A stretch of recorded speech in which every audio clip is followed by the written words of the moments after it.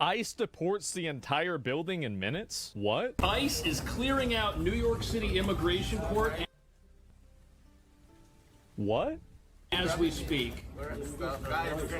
Yes, but I just hold on. Wait, I have the right for due process, don't I? So why are you grabbing me like this? Oh, this guy's got jokes. Remember, you have the right to remain silent. You don't have to say anything. You don't have to answer questions. Oh, jeez. The due process is over. That's why they're getting arrested. They're leaving court, not entering.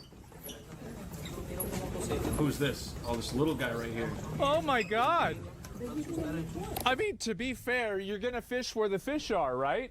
I mean, let's be real, right? I mean, your spawn can't be, yeah. Wait, are they arresting more than one person? This is crazy. Look how many agents there are. They got bulletproof vests, masks. And it's just... Yes, there must be some conversation right now that we're not supposed to know about. But when you watch this stuff, it's... Trump and Secretary Noem, and this only sets us back with these radical left agendas. Oh my God. So they just getting them processed right the fuck out. Half-built tower abandoned as ICE deports the entire... What the fuck? ICE raids taco trucks, deports an entire parking lot of migrants? The deportation army?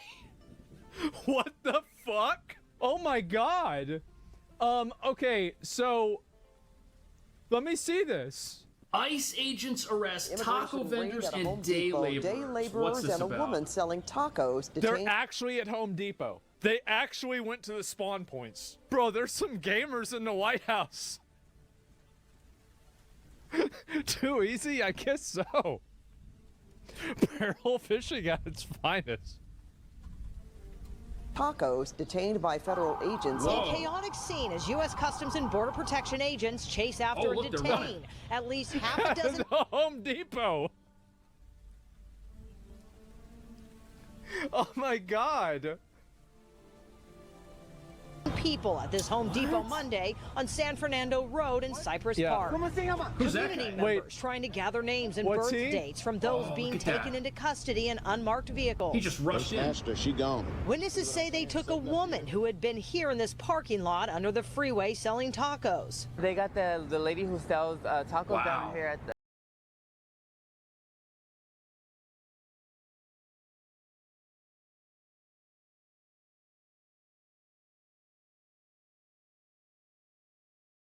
under the bridge. They got her too. Diamond Cruz says the agents who arrived in several vans grabbed some of the people she'd been sitting with.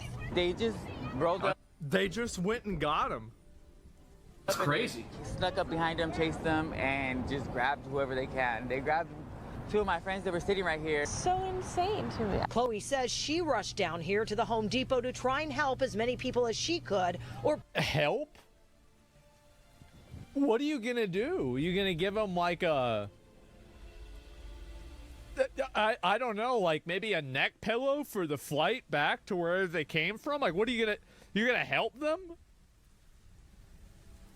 Help with what? protest when she heard about the raid. What? One man says he saw some of these workers run into this job center set up here in the Home Depot parking lot to use it as a safe haven as they were being chased. Boy, they're actually running them down.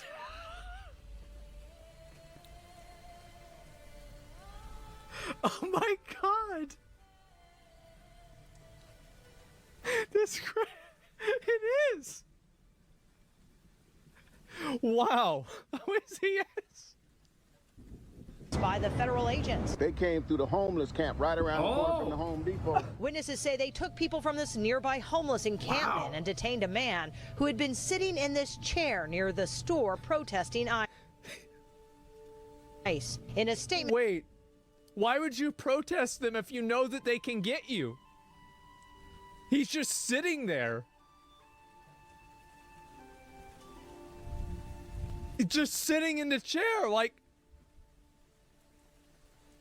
What an and idiot! Home Depot said, we aren't notified that ICE activities are going to happen, and in many cases, we don't know that arrests have taken place until after my they're over. God. But these sudden enforcement actions are leaving entire communities on edge. They're just coming in here snatching people. So they raided all the food vendors here, and they raided the day laborers, and then there's a homeless shelter down the street that they went to as well. But now a whole bunch of flea markets are starting to just shut down. So Stephen Miller, at the beginning of last month, was reportedly asking why they were not at Home Depots and 7-Elevens. And then he berated ICE agents for insufficient deportations, asking, why aren't you at Home Depot? Why aren't you at 7-Eleven? Fast forward to 1 month later, they're at Home Depot and they're at 7-Eleven.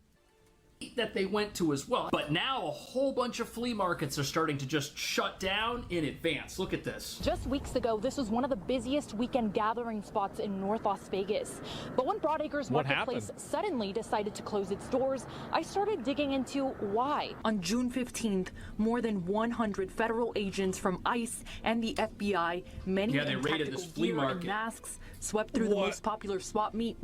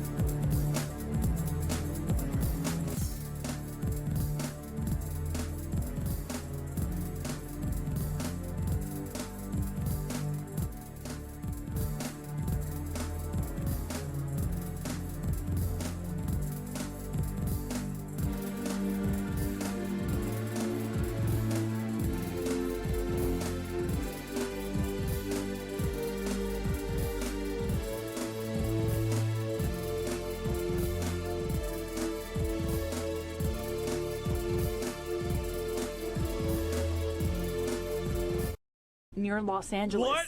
Days after this, Broadacres Marketplace closed their doors. We've now learned maybe she could stay. through sources the company believed federal agents were planning to carry out a similar operation Look at it's the all most shut popular down. swap meet in Las Vegas, Broadacres Marketplace. For U.S. citizen and vendor Mary Padilla, if they're gonna close the entire flea market down in advance of a raid that they don't even know is coming, it must mean that very few people who are legal U.S. residents work at these places. I feel so sad for the situation right now. We are struggling for pay bills too, but we support the community because I have my parents, and I support everybody. Why would you say that? Why would you say they need to stop self-reporting, bro?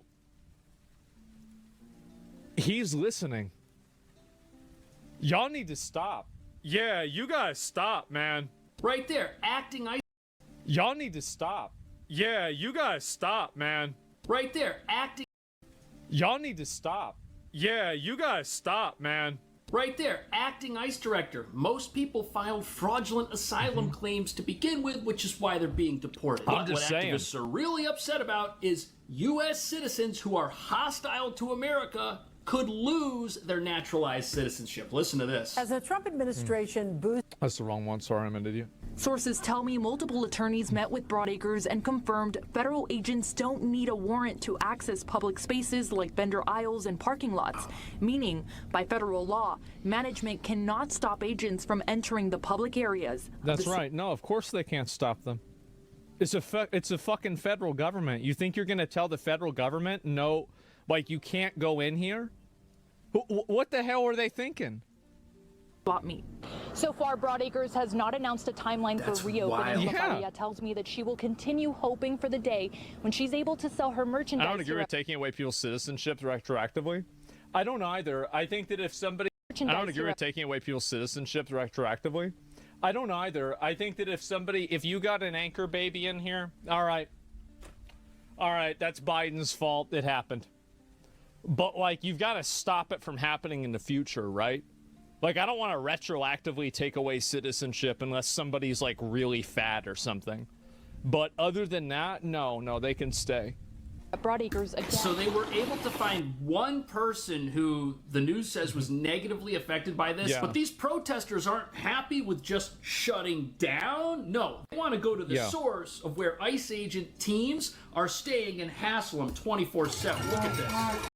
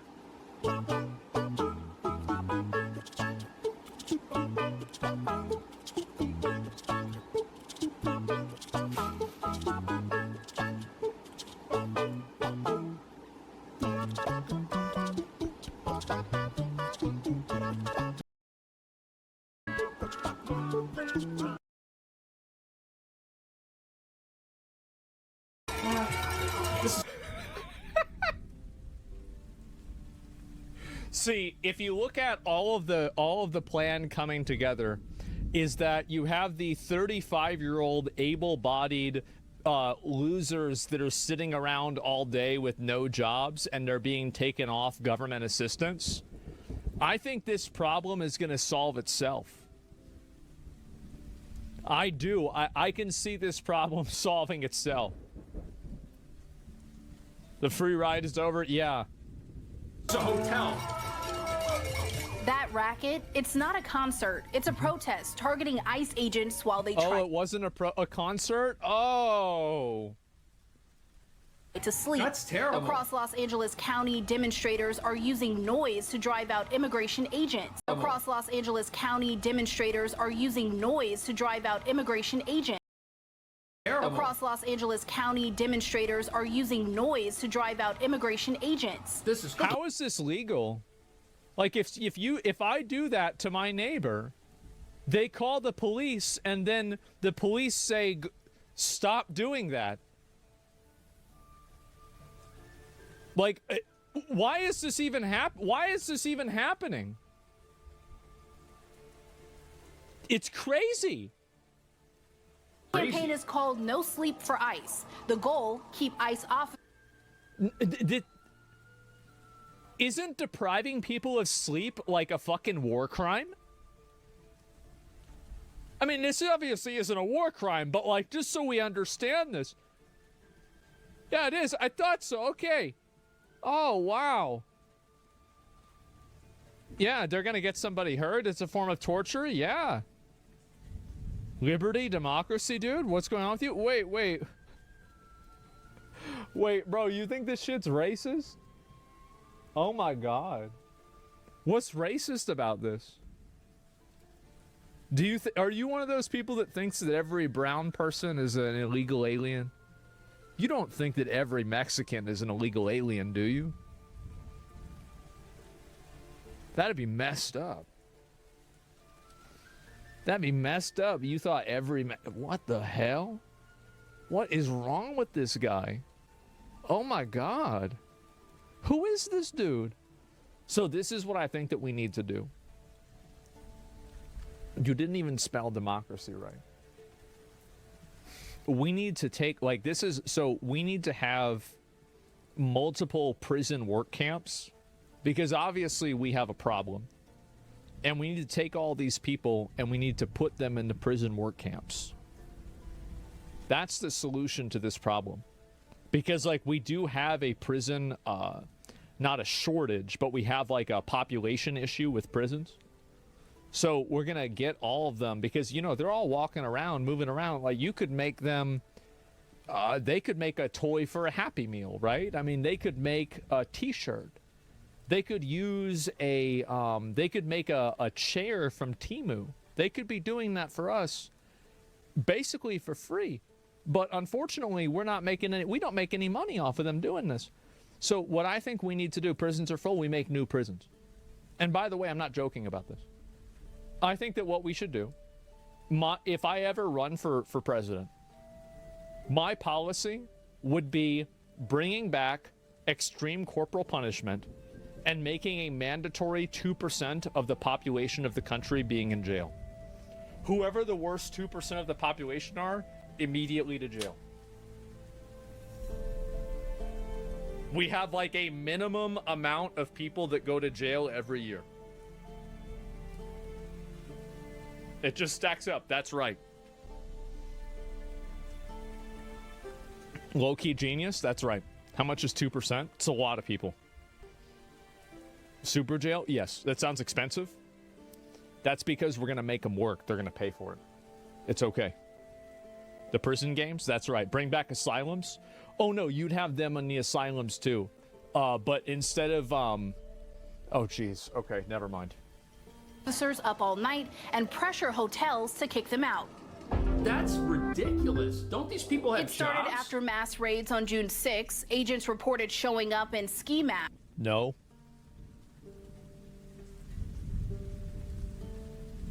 No. And street clothes detaining people from work sites in predominantly Latino neighborhoods. Protesters now hitting back with megaphones, car horns, and even mariachi music. Okay. These late night rallies stretch from Burbank to Long Beach, sometimes lasting past 3 a.m. ICE says the protests are why are they putting up with this?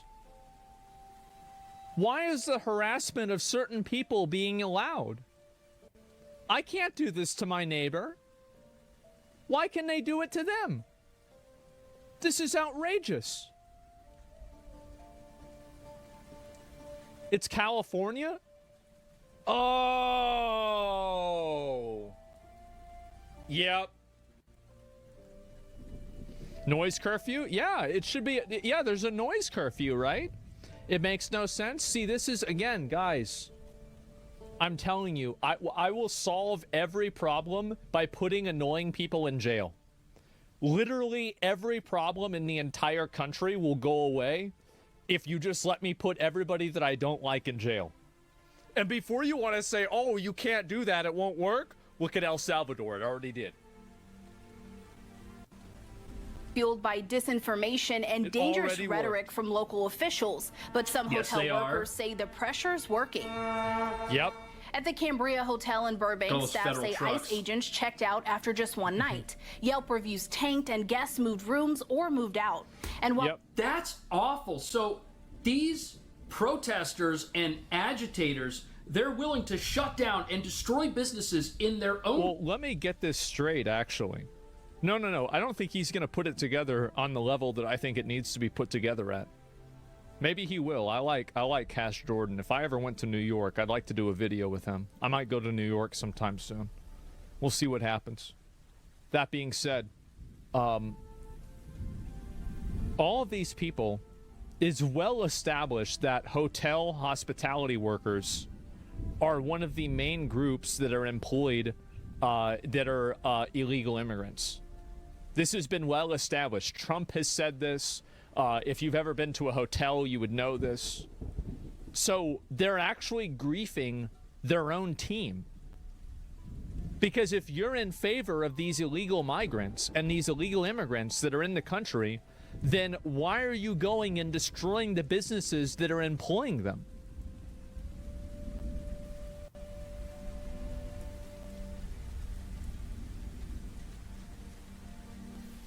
You see what I'm saying? It's stupid.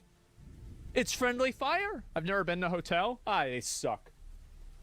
Community that may employ legal immigrants just to get back at who they see as the enemy. That's right. Awful. Bank isn't a sanctuary city. It passed a resolution earlier this year limiting cooperation with federal immigration authorities. Bro, did he just run a red light? Oh, no, never mind. It's green.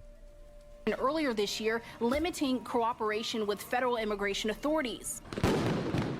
In Whittier, police fired less lethal rounds to clear crowds, but demonstrators regrouped and kept going.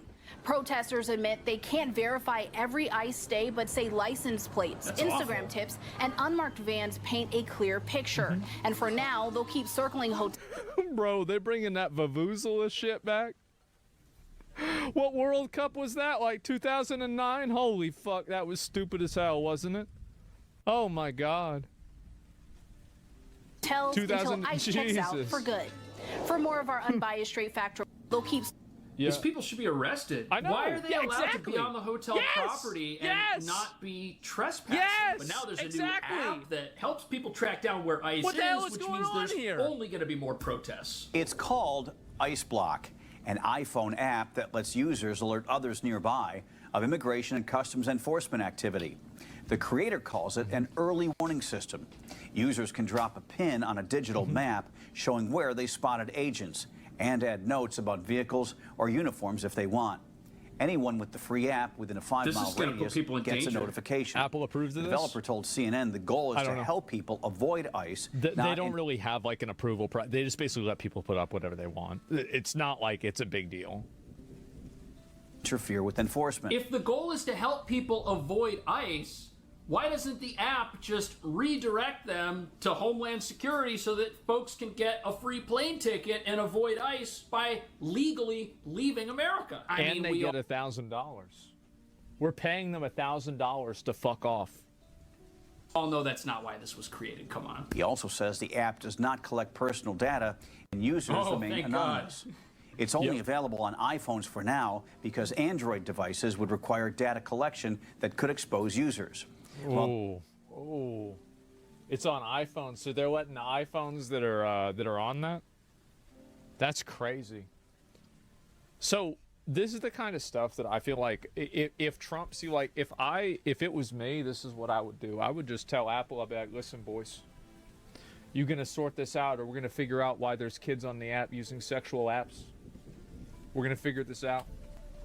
It's gonna be an investigation next week. You know, FCC. Yep, we're gonna just figure it out real quick. And that would be the end of it. I guarantee you. Damn, UK did it? Yeah. Base. No, the thing is that I think Trump is like, I think he's too nice. I do. I think he plays too nice with these people. Every once in a while, and I think it's really good, like, you know how like he bombed the stuff in Iran? And then like nobody's causing problems after that, right? Like, there's no bullshit from, like, the Houthis, the Hezbollah, Hamas is talking about a ceasefire. Because they don't want to get fucking blown up. You have to set an example. And if you don't set an example, then more people do it. I didn't say to bomb the protesters. I did not say that, okay? If you bomb them, then you can't enslave them for free labor. What are you, stupid? Are you fucking retarded? No, it's the worst idea I've ever heard. What a fucking idiot. There is currently no way to verify reports made on the app. There are some safeguards in place to keep people from spamming it with fake reports. Yeah. Users are only able to report sightings within 5 miles of their current location. Of course. They also can only make one report every 5 minutes. And all reports are automatically deleted after 4 hours. The app... You know, this app...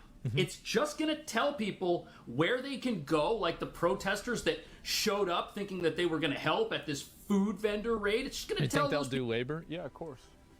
It's easy to make people do what you want. Yeah, it's easy. Like, you like, if you think that you can't get people to do what you want, you're just not creative. People where to go to harass the federal government. And I hate to say this, but somebody could get hurt because of this. Not sitting well with my next guest. Borders our Tom Homan joins me now. Tom, they've crossed the line here. China, yeah. This is out of control. I know, it's just simply disgusting, and any network that covers that is disgusting as well. So I'm hoping DOJ steps in there and see if they cross that line of impeding federal law enforcement officers. Look, Lawrence, you're not talking about this. Yeah. Social security ICE is up over 500%. Now you got an app that's going to tell where ICE operations are going to be. It's only a matter of time for ICE agents. It's obviously like this app puts everybody in danger because it escalates the tension of like any sort of interaction. Like it obviously does, right? I mean, it makes it to where like people can booby trap an area that the agents are going to go to. It makes it to where people can actively obstruct the people that are trying to uphold the law. It gives people that are criminals a heads up so they can maybe run away or get away before that happens. Like, I mean, there's like multiple reasons why this is bad. And every reason puts innocent people in danger at the expense of these people, a bunch of, again, white liberal Karens feeling good about themselves that they're helping people that they think are less fortunate. It's embarrassing. Or kill the ICE agents? Well, yeah, of course, right? It's super weird this is tolerated. What a paradox. Well, it's tolerated because, again, like, they're pussies. They don't handle this the right way. They should handle it, like, it's actually embarrassing. It's so annoying to me that they let this happen. Ambushed by some nut, like what happened in LA, throwing a Molotov cocktail, throwing bricks at these officers. This is just disgusting at every level. Yeah. So I hope DOJ dives in this deeply, because, you know, ICE is concentrating on public safety threats and national security threats. Helping a criminal equals accessory to a crime. There's reason enough to ask Apple to just ban the app outright. I think that the better solution would be to look at, so there are certain apps that have to have, there are like, whenever you take data from a user, there are certain requirements that apps need to have as like data requirements. And Gaff, are we good? Give me a second. How we doing? We chilling? Yeah, I don't know what that was. I mean, I didn't go down. It's just probably just Twitch. It's just Twitch being fucked up. impeding and endangering. Yeah, you got to. There's no public good that the app serves as opposed to a plane and helicopter traffic. I mean, I would say in a lot of cases doesn't really do a lot of good either. But people are way too apt on infringing freedom instead of figuring out the root cause. Well, it shouldn't really matter what the root cause is. I mean, it's not really impinging on freedoms. Whenever you're actively impeding a police officer from doing their job, that's not really impinging on somebody's freedom. That's just being a retard. That's it. If I was government, I would let it go and use it as a tool to capture those doing harm. Maybe. It shouldn't be a partisan issue. This shouldn't be an issue anybody's is against. So they're already a dangerous job going after the worst and worst. These guys are putting their lives on the line every day going after the worst and worst internet security threats. And this app makes it that much more dangerous. It's incredible that those who enforce law, all of a sudden they're the bad guys. When they break the law, they're victims. It's disgusting. He makes a good point. When ICE goes out and does anything, they have a targeted enforcement operation, which is what they're engaging in. They're not just going to places to see who they can pick up today. No, that's not what they do. They go where there's already higher than average levels of criminal activity. Just a group of people in the country illegally, that's not enough to trigger a raid. There's got to be something else happening, which is why specific locations are getting targeted. You know, I can't figure it out. I've been doing this for 4 decades. I've never seen anything like this in my life. They're not just checking shit out. Yeah, obviously not. I mean, they might go to be like, they're going to go to high-level spawn points, right? Like a Home Depot or something, sure. But, like, for the most part, yeah, they're probably going based off of information they have. Or reports. They hate Trump more than they love law enforcement. Yeah. I can't figure it out. But they love criminals more than you the law. advertise this guy's app on a national TV network. That's just going to bring more. How is this any different than the WAS app, where users can report where police speed traps are? That's an interesting question. Let's address that. How do you avoid a speeding trap?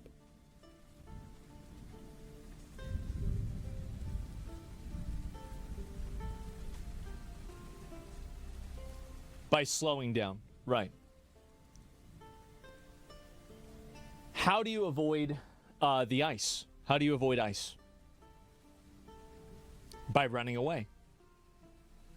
So one of them is encouraging people to be law-abiding, and the other one is encouraging and enabling people to break the law.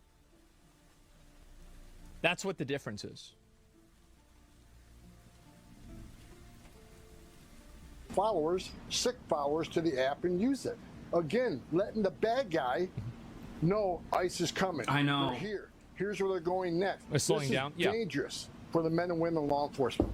True time. And I also want to say that the people asking those questions are not asking them in any some people every once in a while are, but a lot of the people that ask these questions are not asking them in a genuine sense. They don't really want the answer to this. They just want to create some dichotomy that they can feel smart about, like thinking that I'm the first person that discovered this. These are not questions that are in most cases being asked in good faith.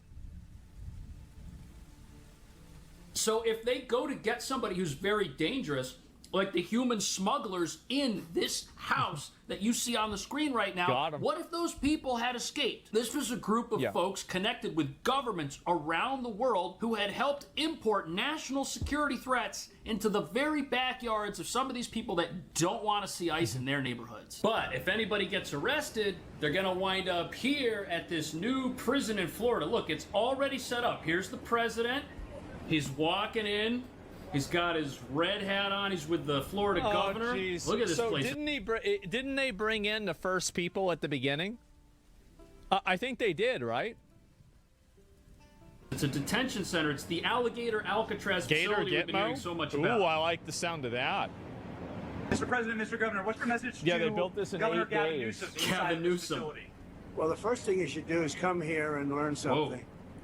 Because they don't do this. They don't know. They wouldn't know where to begin, and if they did, it would cost them 100 times more. So I would say he should call the governor and Christie and I'm sure you'd give him because his state is a disaster, and he doesn't do this. Well, they have the original Alcatraz, so you guys could approve him being able to set one of these up. Yeah, I don't think Gavin Newsom's going to set this up. Is Alcatraz in California? I didn't even know that.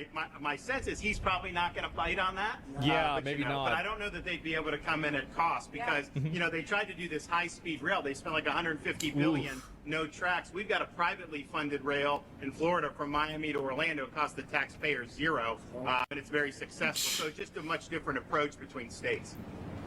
We're not going to let him get anywhere near Alcatraz. They're standing in a jail for people who are supposed to be deported bragging about their accomplishments. It's funny. Yeah, of course. First person checking into the room, sir. Tomorrow. Hopefully, yeah. Oh, they're moving people in tomorrow. They have the doctors, they have all the professionals. There's going to be Oh, jeez. pretty sweet because there's been civilians here, so they will sweep this multiple times to make sure there's nothing can be used as weapons or. Yeah, let me see if they have a video of and then that. once that's Since clear, they're already there, they'll do let me so. see. It's really up to Secretary. No, I'll pull it up after this. Wow. So they'll be ready to receive. I think our viewers at home should note that this is air-conditioned facility, so if any of the news claims are keeping them It's a out in waste of hot, money. humid South Florida, that is wrong. It's probably 62 degrees here. To be honest. Hey, Biden wanted me in here. Okay. He wanted me. It didn't work out that way, but he wanted me in here. Oh, man. Yeah, Please the media's finish totally going to claim that this place is inhumane, but look, it's a big tent with a bunch of bunk beds in it, and this is the same sort of thing that we saw in New York City. What you're seeing on the screen right here are photos He cut of a it New out, York bro. City. He called Biden a crazy son of a bitch. By the way, like, I mean, is it a little bit inhumane? It absolutely is. It 100% is partially inhumane. Of course, it's a prison. The asylum shelter, which costs more money and took a lot longer to set up than this place. And this place is going to be called inhumane. But when these places were in New York, everybody wanted them to stay forever. Anyways, what do you think about all this? Thank you so much for watching. I will see you in the next video. Oh my God. They're actually just, bro. I cannot fucking believe it. They're actually just straight up going to the Home Depots and arresting all of the people at the Home Depots. There it is. There's the video right there. Give it a like. I thought that was pretty fucking funny. And yeah, what are they supposed to do? Put them up in hotels? That's what happened. Big news. Can you look at what Raw Alerts just posted? Yeah, sure. I'll look at it. Why not? And give it a like. I like Cash Jordan a lot. I think he makes great videos. I'm a big fan.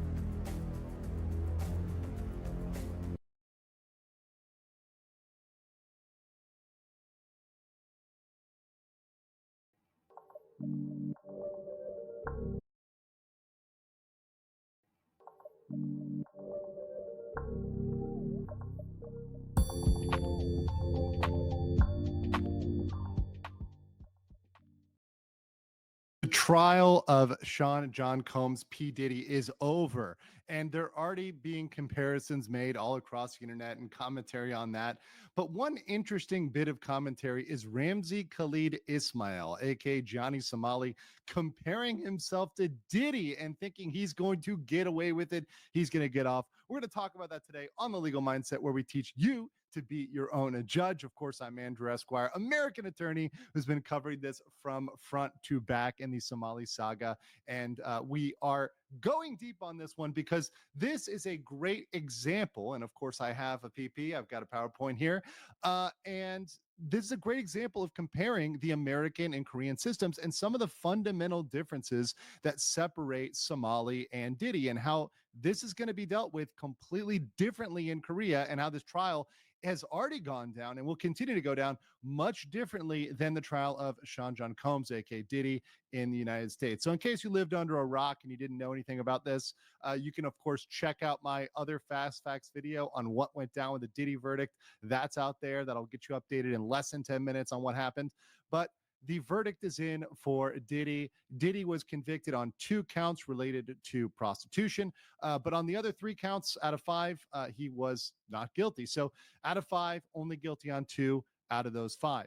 Many perceive this as him getting off, quote unquote, although I will say he still was found guilty. So ultimately, he will serve some time behind bars.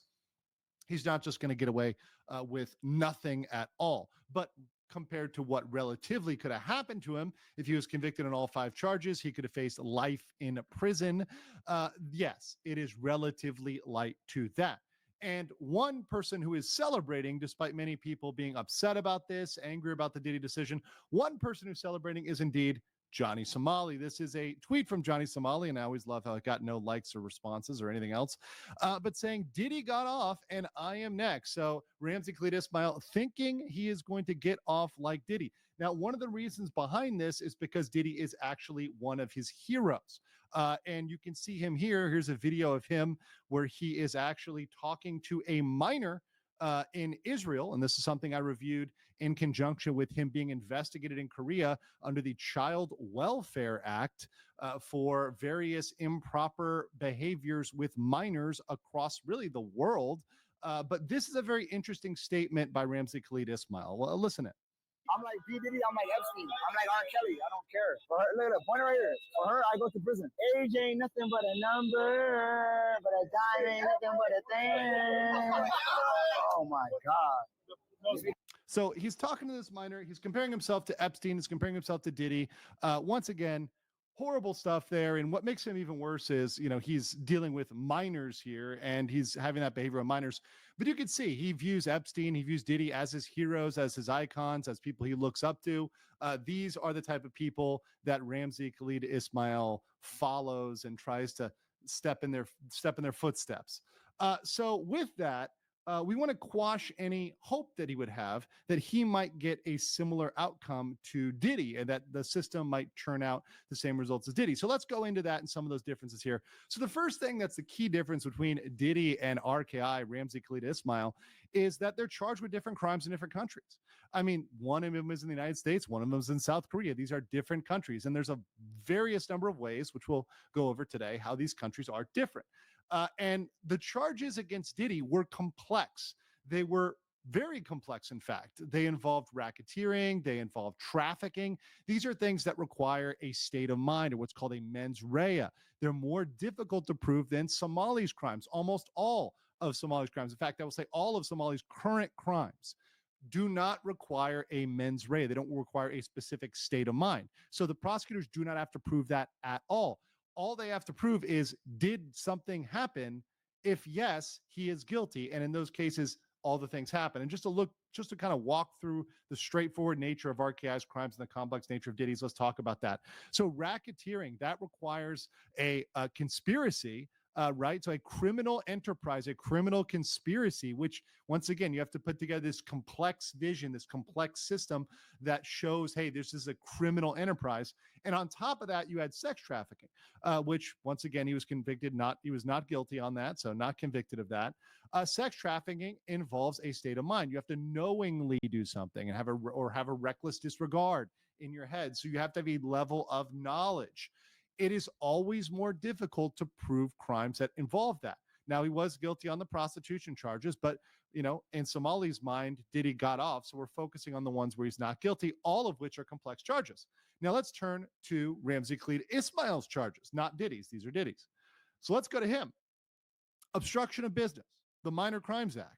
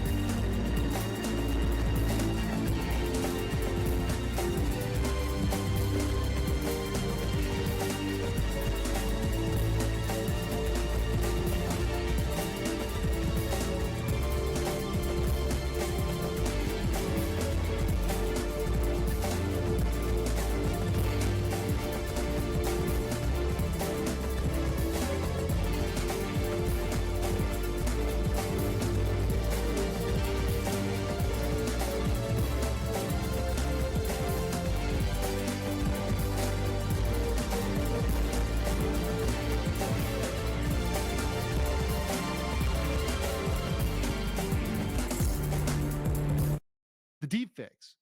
Those three crimes are very, very straightforward. The Minor Crimes Act, essentially, if you've annoyed somebody, if you've done something troublesome, you're going to be guilty. And he's already pled guilty to that. So in the Korean system, he is already a criminal because he has pled guilty to those crimes, as well as 2 counts of obstruction of business.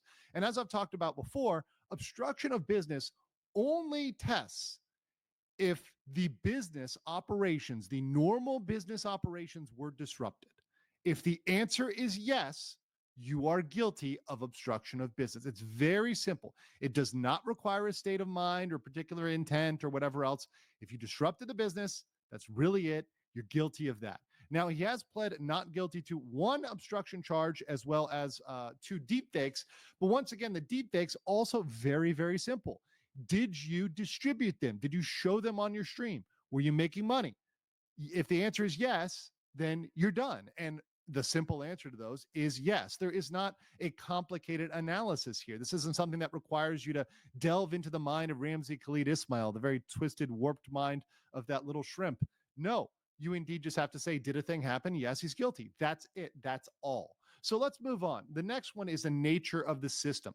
There's 2 very different systems at play here, and this is very important for people to understand. The U.S. system puts a lot of weight on trial, and because of that, in the United States, we do a lot of focus on trial analysis, and we have a lot of commentators, including fellow law tubers out there on the internet, like myself, that will comment on trials and will comment on what goes down at trial. But in the international system, particularly in Korea, trial is not always very important. In fact, the case is often decided before trial. It's often won or lost before trial.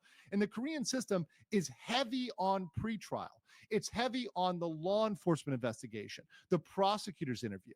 But if it gets to trial, you are pretty much doomed. The conviction rate is 95% plus.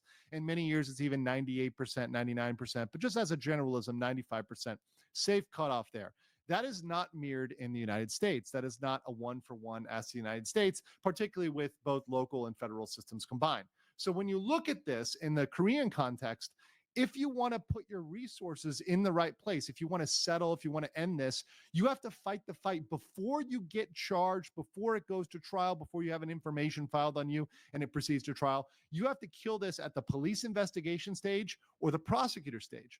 The problem for Johnny Somali is that he did not cooperate with the police or the prosecutors. He fought them at every turn. He annoyed them. He kept committing crimes. He harassed them. He prank called them. He was nasty to them. He cursed at them. He did racial slurs to the police, to the judge. He made threats to the judge and his mother. Throughout the process, he has been nothing but antagonistic towards the prosecutor, the police, even the judge. And because of that, because of all that antagonism, he really misfocused his resources. Now, I'm not going to comment on the level of competency of his attorney, Johnny Somali, Ramzi Khalid Ismail's attorney, because he does now have a paid private attorney. However, I can say this, he does not have the funding that Diddy did to buy a high-tier level lawyer like the white glove lawyer of Korea. He doesn't simply have those funds. And even if he did, even the best lawyer in Korea doesn't necessarily change the conviction rate. That doesn't really move the needle in terms of that conviction. So because he misapplied his resources and because really he focused on Better Call Hank, that's of course his top ally, Hank Yu there, in a parody of Better Call Saul, because he trusted Hank in the pre-trial phase, because Hank was really acting as his attorney. Even we have a quote from Hank where Hank says, well, I'm kind of like his representation too. Well, that's the problem. Hank led you down this path of not taking anything seriously until it was too late, until it was at trial. And because Hank led you down this path, you are now in deep, deep trouble, Ramzi, because you didn't take anything seriously until it was too late. You really took it lightly, and now you know you're in deep trouble, and you're going to be in Korea at this trial for a long time with severe consequences. We even now have a victim that's come up and put out a petition for severe punishment. So that's all thanks to Hank not, giving you the right advice and not nipping this in the bud. Let's also talk about the nature of the trial. The trial in the U.S., the trial that Diddy faced and the trial that Ramzi faced are completely different. In the U.S. system, we almost exclusively use juries for criminal trials. Whereas in the Korean system, they typically have a single judge. A jury is very, very rare. So We go from two systems, one where a jury is the presumption in the United States, the general presumption, versus where a jury is exceptional. It's for major cases. And he will not have, Ramsey Khalid-Ismail will not have at any point a jury. That is not going to happen for him. Because of that, there is no ability to influence the emotion of the jury. One big power that probably came into play in the Diddy case is with effective defense counsel, they would play on the emotions of the jury. They would work the jury. They would make the jury more sympathetic towards Diddy. That cannot happen here. The judge is really not going to have any sympathetic emotion based on how Johnny acts in court. And moreover, he's threatened the judge. So that's something that the one single fact finder, the judge, has to take into account that, hey, this guy has threatened you and your family. He's threatened your mother, right? So that's the only person he could appeal to. And he screwed that up. Not that the judge would be impartial in any way. This judge seems very fair, straightforward, all business. And Korean judges also do not like split decisions. They prefer either all guilty or not guilty. So in the Diddy case, we had a split decision. He was guilty on 2 accounts and he was not guilty on 3. In this, it's more likely he's guilty on all than anything else. And since he's already pled guilty to 4 counts, the judge is more likely to look at the others and say, yeah, you're probably guilty. It's very rare in Korea to see it split, see the charges split. Although it can happen, this is the tendency of the two systems. And, you know, we see here in the court sketches, and of course, there are no cameras in federal courtrooms in the United States, but in the Diddy trial, you know, you can see the emotions playing in terms of Diddy himself, his attorneys, the witness on the stand playing video, the judge. The way this impacts the jury, the way this would impact the jury is absolutely massive and cannot be understated. The last thing is sentencing. And this is a huge difference between the Korean system and the US system. Once again, they are not the same. Korea does not sentence exactly like the United States. And one thing is, Diddy has mitigating circumstances. And I know that sounds crazy. We'll talk about them in a second, but he has mitigating circumstances. He also has aggravating circumstances like the number of victims at play, etc., some of the strength of the evidence. But RKI has almost exclusively aggravating factors. In fact, we went through the factors for the sentencing guidelines in Korea on one of my past streams, and I've got a fast facts as well on that. And we couldn't find a single mitigating factor, not a single factor that went in Ramsey Khalid-Ismail's favor. In fact, under the Korean system, because he has multiple crimes and he's pled guilty already, he's already a repeat offender because he's committed those multiple crimes. So he already comes in as a repeat offender, unlike Diddy in the perception of the Korean sentencing guidelines. The other thing is that Ramsey is not going to get any credit for time served. Now, right now, he's running around freely with Hank, and he's bragging about that. He's having a grand old time. Well, guess what? The Korean system is smart. It knows that if it holds you, not only do they have to pay for your food and pay for your clothing, but they often have to give you credit for time served. They have to give you credit against that sentence. Well, they don't do that. And because they're not going to do that, it's going to look much different. So here we have the Diddy sentencing table. And I do explain this more in detail on my other video on the Diddy verdict. If you want to see that, go check that video out. You can also like this video if you're liking that content. But what to explain this quickly, if you have no criminal history, you're going to be in this first category. Category 1 for no criminal history. Diddy did not have a previous criminal history.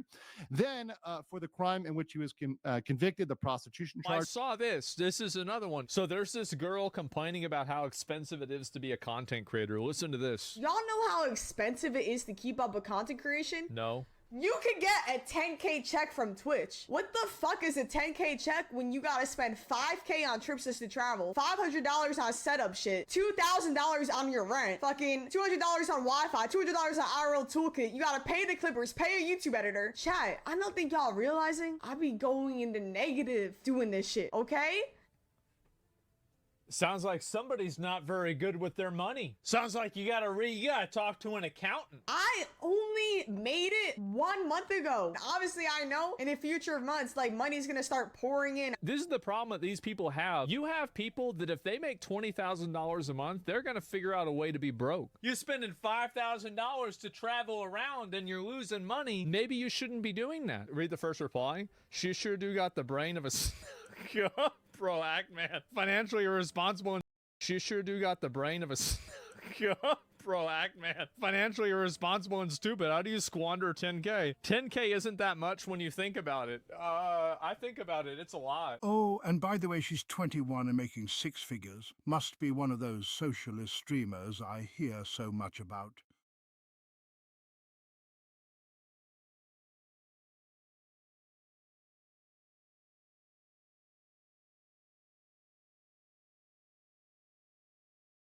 It's the man.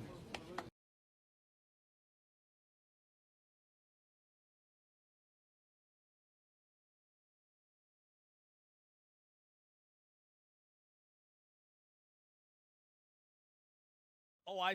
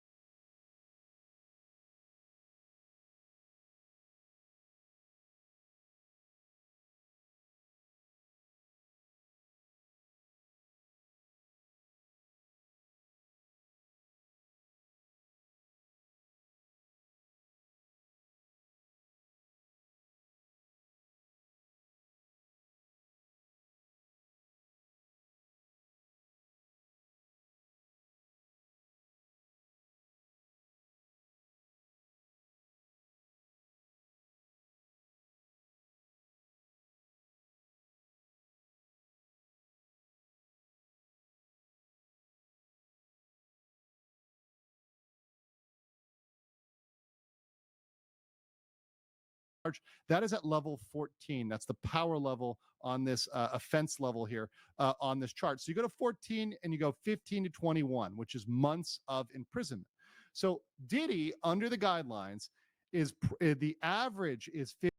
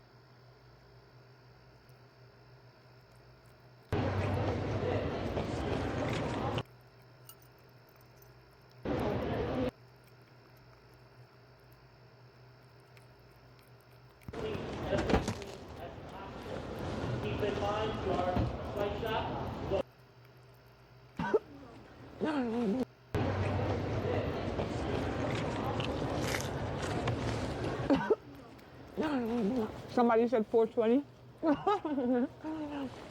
What's up? Do you want to pay? No, no. Herman? I'm not homeless, miss. Sorry. It's okay, don't worry. What's up? Do you want to pay? No, no. Herman? I'm not homeless, miss. Sorry. It's okay, don't worry.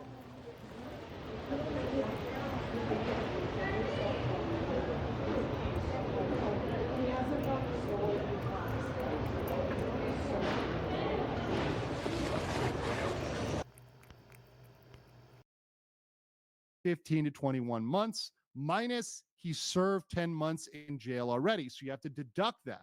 So the expected average would be 5 to 11 months. Now, mind you, the judge, just like in Korea, this is a similarity in Korea, the judge does have leeway to move that up. And the judge may very well move that up. But the guess, based on the guidelines, is 5 to 11 months. We've also done the same analysis in Johnny Somali's case. Let's look at that. And we've done it several times. This is the sentencing chart for Johnny Somali. And we already know, because of the petition for severe punishment, that he is not going to get a mitigated sentence, a mitigated minimum. He's probably not going to get the default for Johnny Somali. And we already know, because of the petition for severe punishment, that he is not going to get a mitigated sentence, a mitigated minimum. He's probably not going to get the default either. He's probably going to be in the aggravated category. So when we look at how much time he's going to serve, it's probably between 4 years and 3 months and 12 years. So the prediction, the guidelines right now would say between 4 years and 3 months or 12 years. That is a massive, massive, massive difference between Johnny Somali and Diddy, because the difference between facing 5 to 11 months versus 4 years to 12 years is absolutely huge. And I think that's something that Johnny needs to come to terms with. What do you guys think? What do you guys think about both of these trials? Which one were you really interested in following? Let me know in the comments below, and I'll catch you on the next one.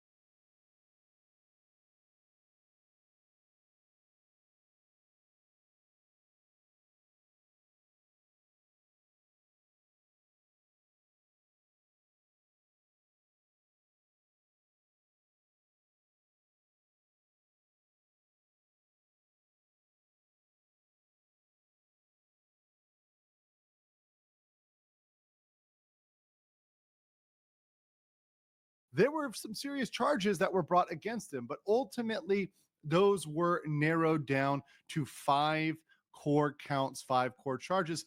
And we had yesterday a verdict. The jury went out once to decide. They had decided on 4 out of 5 of the counts, but they were split on the RICO, on the racketeering. They went back out, came back with a verdict, and ultimately what we got was not guilty on 3 counts and guilty on 2 counts. So on count 1, which was racketeering conspiracy, which was the biggest one, the one that could carry up to life for the RICO offense, not guilty. Not guilty of sex trafficking by force, fraud, or coercion. Guilty on count 3, transportation to engage in prostitution. Not guilty on count 4 of sex trafficking. Once again, the second sex trafficking. And guilty on count 2 of transportation to engage in prostitution. So 2 prostitution charges that he's guilty of, count 3 and 5. They did not get him on the sex trafficking and did not get him on the RICO. Now, a lot of people ask, why is this? And we don't know precisely why yet. And even after we get the jury's version, that never may be the entirety of the truth.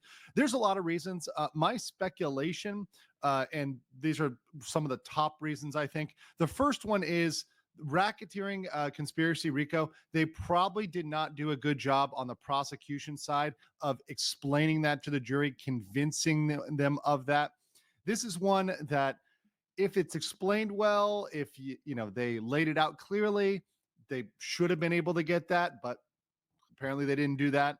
Another thing that has been brought up is perhaps some sympathies. The jurors, it seems like some may have had strong opinions. Maybe they had strong opinions about the witnesses. Maybe they didn't like some of the witnesses or some of the people. Maybe they didn't think they were credible witnesses. That's another one. Or maybe, and this is another one, maybe the defense just did a stellar job. So all of these things are possibilities, but we're always faced after we muse these possibilities with the reality. And the reality is that, yes, he is not convicted of everything, and he is not convicted of the harshest charges.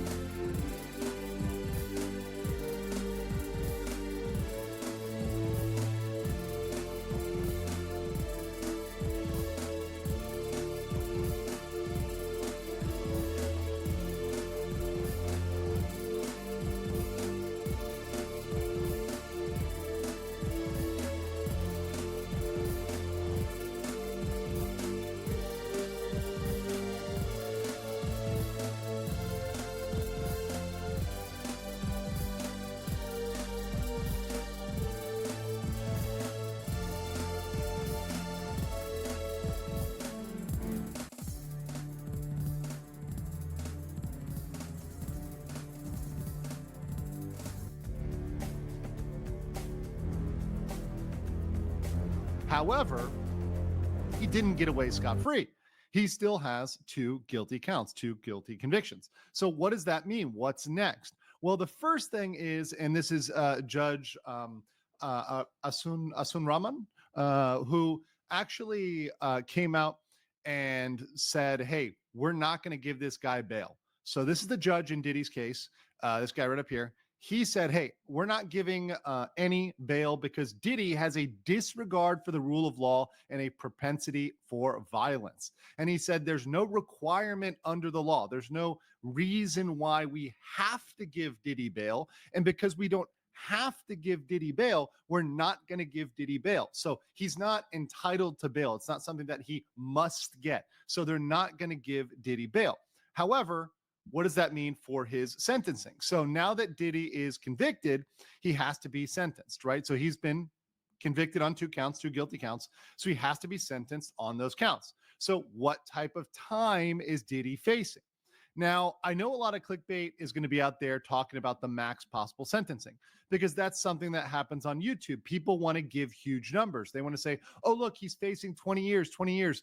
It is far from 20 years when you look at the reality of how these things are applied, particularly how they're going to be applied to Diddy. So we're going to look at that specifically and get you a real number, some real numbers on what I would estimate that Diddy would be facing. So let's get into that right now. So what is Diddy facing? So first of all, the sentences almost always run concurrently, not consecutively. So that would mean at the same time. So the real max for those 2 charges is not 20, but actually 10. The effective real max is 10. Now, beyond that, you have to look at the sentencing guidelines. These are guidelines which walk you through how harshly you should sentence somebody, under what categories you should sentence somebody. If they have a criminal history, it's more severe. And while these guidelines are not a straitjacket, the judge does not have to follow them to the T. They are generally abided by. So we're going to look at those guidelines and say, okay, how much is Diddy going to be sentenced? So when you look at those guidelines, you pull those up. For promoting a commercial act or prohibited conduct with an individual other than a minor, you look at the offense level, and these are numbers, and we're going to remember these numbers. 34 if it is trafficking of children, which this is not. So it is not 18 USC 1591. Instead, it is 2, any other offense, and that is number 14. So remember the number 14. That's the level at which we're going to go to on the sentence.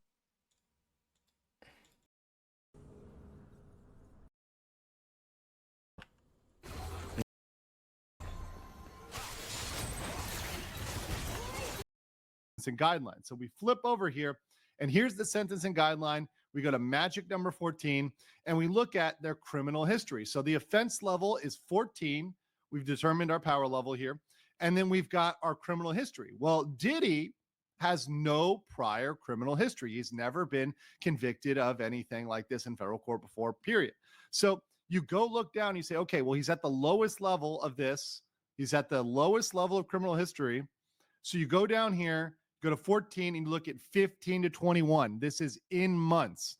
So 15 to 21 months. But wait, Diddy's already been behind bars for 10 months. He's going to get time served. So realistically, what you have to do is you have to take this 15 to 21 minus the 10 months, and you get the reality of 5 to 11 months, not even a year in jail. Now, that being said, does that mean the judge has to give him this? No. In fact, the judge does not have to give him this time. The judge can even look at the crimes for which he was accused of, and there was perhaps evidence, but he wasn't convicted of. They can look at broader conduct. The judge can take a wider scope in sentencing, and the judge can bump this up, but within reason, right? If the judge goes too crazy, if the judge goes too wild and really makes this a much higher number than 5 to 11 months, there's a lot of cause to challenge that, to try to attack that sentencing. So I think realistically 5 to 11 months, yeah, that's a good estimate. I think anything higher than 5 years would be crazy in terms of using the guidelines. Now, once again, this isn't to say anything morally about Diddy. This is just looking at the reality of the guidelines, the reality of the sentencing table, and how things play out in real court. But let me know what you guys think.